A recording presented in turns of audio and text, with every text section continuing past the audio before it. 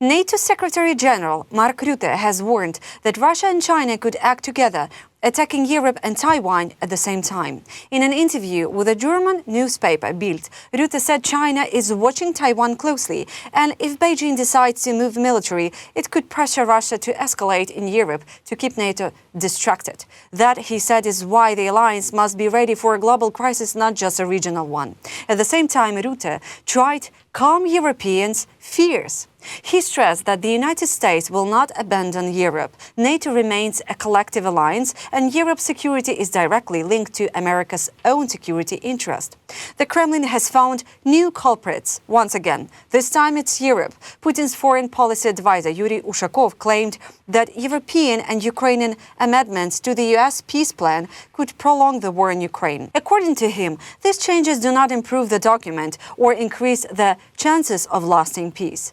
There is just one small detail. Ushakov admitted he has not actually seen the proposals. That didn't stop him from criticizing them anyway, just in case. As The Guardian notes, US intelligence assessments still say that Putin aims to seize all of Ukraine and reclaim parts of Europe once controlled by the Soviet Union. In other words, the issue isn't the wording of a peace plan, it's the Kremlin's ambitions. Last week, Putin went even further, calling European leaders pigs, while insisting Russia would achieve its goals either through diplomacy or by force. The message remains unchanged, except Moscow's terms or the war continues. Washington's tone toward Moscow is getting tougher. Republican Senator Lindsey Graham has urged President Trump to take decisive action if the Kremlin again refuses real peace talks with Ukraine. His proposal is blunt: seize Russian oil tankers, hit buyers of cheap Russian crude with tariffs, and formally designate Russia as a state sponsor of terrorism. Graham argues that U.S. already intercepts sanctioned Venezuelan oil shipments and says Russian oil should be treated the same way. He is also pushing for new tariffs targeting countries that keep Russia's oil revenues alive, including China. On military support, the senator went even further. He called for the U.S. to provide Tomahawk missiles to Ukraine, allowing Kyiv to strike Russian missile and drone factories deep inside Russia. If Putin says no, we need to dramatically change the game, including giving Tomahawk missiles to Ukraine to hit the drone and missile factories that exist in Russia. I would go all in if Putin says no. Graham's bill already has backing from 85 U.S. senators. The European Union has extended its economic sanctions against Russia for another 6 months until the end of July 2026. The decision was taken on December 22 in Brussels and keeps in place the full sanctions framework imposed after Russia's annexation of Crimea and massively expanded after the full-scale invasion of Ukraine. The measures cover trade, finance, energy, transport, technology, and dual-use goods. The EU oil embargo remains in force. Several Russian banks stay cut off from SWIFT, and Kremlin-backed propaganda outlets remain banned across the bloc. A key focus is closing loopholes. The EU says it will continue targeting Russia's so-called shadow fleet.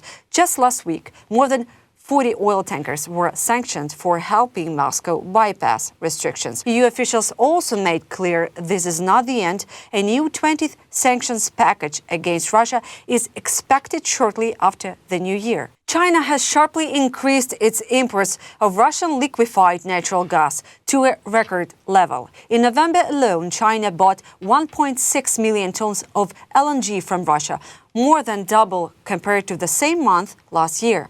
As a result, Russia has become China's second largest LNG supplier, behind only Qatar.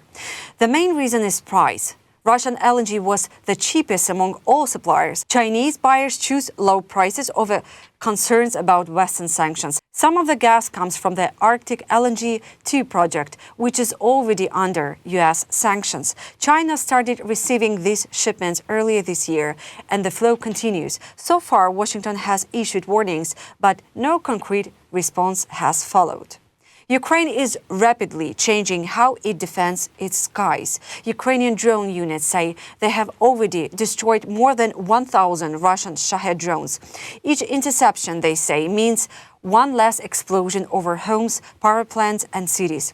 Russia keeps upgrading its drones, faster engines, higher speeds, more complex systems. Ukraine responds the same way, with a new interceptor drones designed to be cheaper, faster to produce and easier to deploy at scale. These interceptors cost a fraction of what Russia spends on Shaheds, but they are becoming one of the most effective tools in Ukraine's air defense. The war in the sky is no longer just about missiles. It is about engineers, speed and constant adaptation. And this race never stops. At first, Shaheds were quite slow. We managed to shoot them down easily. Even small arms could bring them down. It looked completely different then. Now, Shaheds are huge wings of 2 meters long. Now they already have missiles attached to them. They are jets. They accelerate to 600 kilometers per hour. That is, they are also gradually improving this product. What can we do for our part? We make a cheaper, high-quality product that helps neutralize the Shaheds that are now available. What we lack is to accelerate and be one step ahead of the next improvement of Shahed. That's all for now. For more content, please subscribe.